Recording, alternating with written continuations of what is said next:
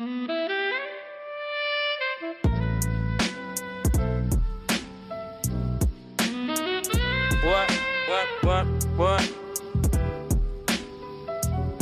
OG shit.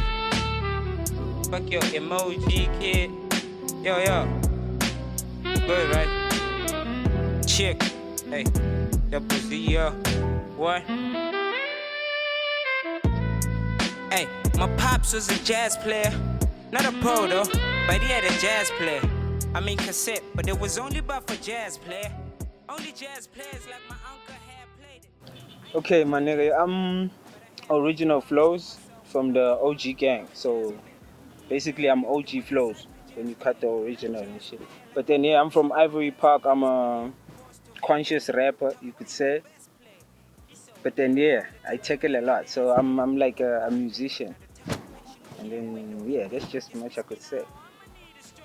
Okay, growing up in Ivory Park, it was okay for shit to learn. Like I learned a lot of shit from growing up in Ivory Park, but then most of the shit it wasn't like shit that can enhance your life and shit. It's kind of like I grew up in a place where there's a lot of struggle and shit. Yeah, so most of the shit I learned like it's from the struggle and it's like how to get better. I've never learned how to like chill and you know what I mean, just be me, just be better. I've learned how to get better all the time. So it's always been like where I'm from is kind of like it's always been a thing of growing up. Like you always learn how to grow up. You always learn how to get better. It's like you meet challenges every day. You know what I mean? So I don't know how to put it, but then yeah, I grew up poverty-stricken, struggling. It was fun though, cause I didn't notice that shit until I grew up. So yeah, that's just much I could say about where I'm from. Okay, Ivory Park influenced my music. It's like my music is Ivory Park. My music is everything I see, everything I learn, everything I hear, everything I live. Like it's my daily life. So I can say Ivory Park is the reason, well, it's the whole influence. I just have a little bit of outside influence, but then the whole influence behind my music career and shit has always been Ivory Park, where I'm from. Okay, so basically for a person who's never listened to my music and is like it's a first time encounter with it, I don't know though. I don't know how to make them listen to it, but then most of the time it's always been organic love and shit. So I would lie to you. Like, it's either you'd have to relate to the music or hear something that enhances your growth and shit. Yeah, that's what I would do. That's all. I wouldn't even do nothing though. It's just the music. I let the music play its part. Like it just does everything for itself. So yeah. Yeah, the kind of music I do, like I said before, like it's like everyday life experiences, everyday encounters, man. Like, everything I go through, everything I see. It's like in my tape, in the tape that I did, I had this song called See More Evil. Like I was talking about everything I had saw and everything I was involved in. But then yeah, my music, that's just everything. Like, that's just what my music is. It's me and what I see. Oh, the reaction I got from my parents when I told them I wanted to make music was crazy. I mean, my pops, it was only my pops. My mom's had passed by then, and yeah, my pops fucks with money, bro. Like music, this from where we at, like it doesn't, it wasn't like it's not generating any kind of income. It wasn't generating any kind of income. But then yeah, so to him it was just normal, like ah. But then he didn't. There was no kind of support or anything. I just got it from my sisters because they were spazzing out when they found out I made music. They didn't know I had such a talent and shit. And with my pops it was crazy. But then I kind of felt like it would have been better if my moms was still alive. Because I heard at some point she also wanted to do music and shit. So yeah, her dream didn't work due to life and shit that happens in between. But then yeah, my parents' reaction was fucked up. It was not a good reaction. Okay, so basically the first time when I got next to the mic, the first time I got into a studio, it was crazy. It wasn't my first time recording, but then the first time I got to a mic, like next to a mic, yeah, it was crazy. I was like 15. I don't know, like I couldn't explain the feeling. Like I had never experienced anything nicer than that. But then yeah, I was 15. I lied and said I'm 16. Even on the track, I lied. I was like, I'm 16. And like do this and that. Because I thought studio had age restriction and shit. I was a kid. So I was like, shit. If I'm not 18, then I have to be 16 to qualify for this shit. Yeah, so yeah, I was like, I'm 16 and shit. 2010, the end of 2010. And then yeah, from then, I've been next to the mic ever since, bro. I've been next to the mic ever since. I think I'm gonna die with it or something, but then yeah, like I couldn't explain the feeling. It was crazy. Oh yeah, yeah, dog. Like okay, like I was saying, the reason is like I chose music. It's because it chose me. I didn't choose it. It chose me. It just happened. Like if I could explain my like how I came about, like how I started writing and shit. It's weird as fuck, bro. Like I was 8 in grade 3. Yeah, I wrote a poem and shit. It was my first time writing a poem. Yeah, we had a mini class test, and then yeah, they gave me this poem and shit. Like yeah, they gave us a test to write a poem. I wrote a poem, and then we gave them to the teacher and shit. The teacher called me after marking my poem and shit. And then I had to like recite the poem in front of her, like next to her, so she could explain for me like my flaws and shit, where I fucked up. So basically, she let me read my poem, and then she asked me like, okay, how does this shit sound like? Is it a poem in your perspective? I'm like, I've never wrote a poem. This is my first time writing a poem. And then it was like, okay, there's too many rhymes for a poem. We know a poem has rhymes, but then there's too many rhymes. And there's too many similes. There's too many similes. So basically, she told me like straight up, yo, this sounds like some rap song. But then it's a good poem, like it's a good construction because you can rhyme, you can write similes, you can write metaphors. So basically, you can be a poet. But then this is not a poem, this is a rap song. But then I got 10 out of 10 for that. I got 10 out of 10, the whole score and shit. And then yeah, I was forced to recite it in front of the class. I did. I recited the poem. Some laughed, some didn't, some liked it. And then yeah, for a couple of years, it's like it went over my head. I just let that thing slide. After my mom's passed, I started writing. Like everything I'm feeling, I started expressing it through paper and shit. And then trying to tap into that poetry side. And then those raps came back, bro. And then I've been doing it ever since. I was like 12. I started writing when I was 11, but then, yeah, when I was 12, I started like really expressing myself and shit.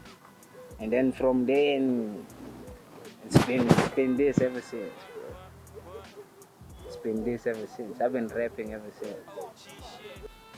Oh yeah. So the first time I was on stage, first time I got on stage, it was it was nice, but then I wasn't feeling well. I was scared. Like I had a lot of fear and shit. Cause before I went on stage, there was crazy people. There was like dope MCs from the hood, and it was my first time actually going to a hip hop session. Remember, I went to the studio with the mindset that I'm the only like rapper I know, cause I've never came across any other rappers and shit. But then when I got to the studio and met other rappers, it was a good feeling. But then when I actually saw there was a whole community of other rappers and shit, it was like, yo, shit. So now it was a thing of okay, there's competition, there's people to look up to, and there's like niggas you take it like I just lunch. Okay, you know these other work MCs and shit. But then there was lunch competition and niggas to look up to and all that other shit.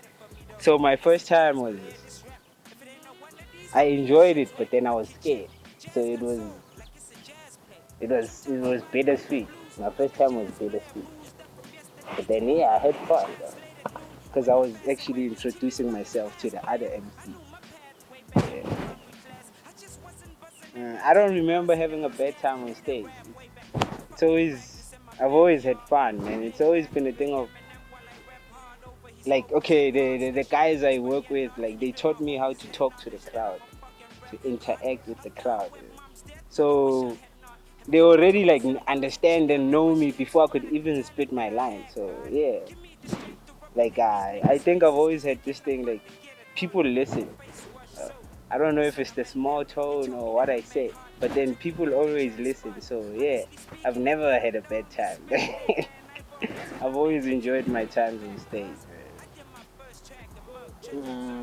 That's a tricky one. 5 songs that describe me. I don't know, man. But then I'll go with one, dog. I'll go with one. Like Park song, less motherfucker breathing, dog. Like that shit describes me. Dog. I've always been the last one in some bullshit. I've always survived a lot of shit. I don't know. Yeah, I don't know, dog. I listen to a lot of music, so I have a lot of songs I relate to.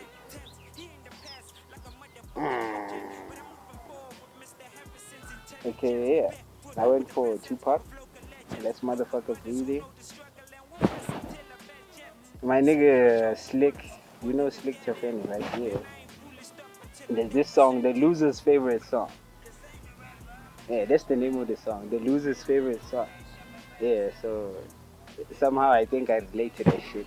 And then my songs, obviously. I'll start with Jazz Player and Put You on Game is about to be released, okay? Yeah. And then the last one, I'll give it to my nigga Matt. There's this guy called Method R9. Yeah, there's this old song. He got new shit, I love it, but then there's this old song, like, it's Ivory Park, 1685. That's the name of the song.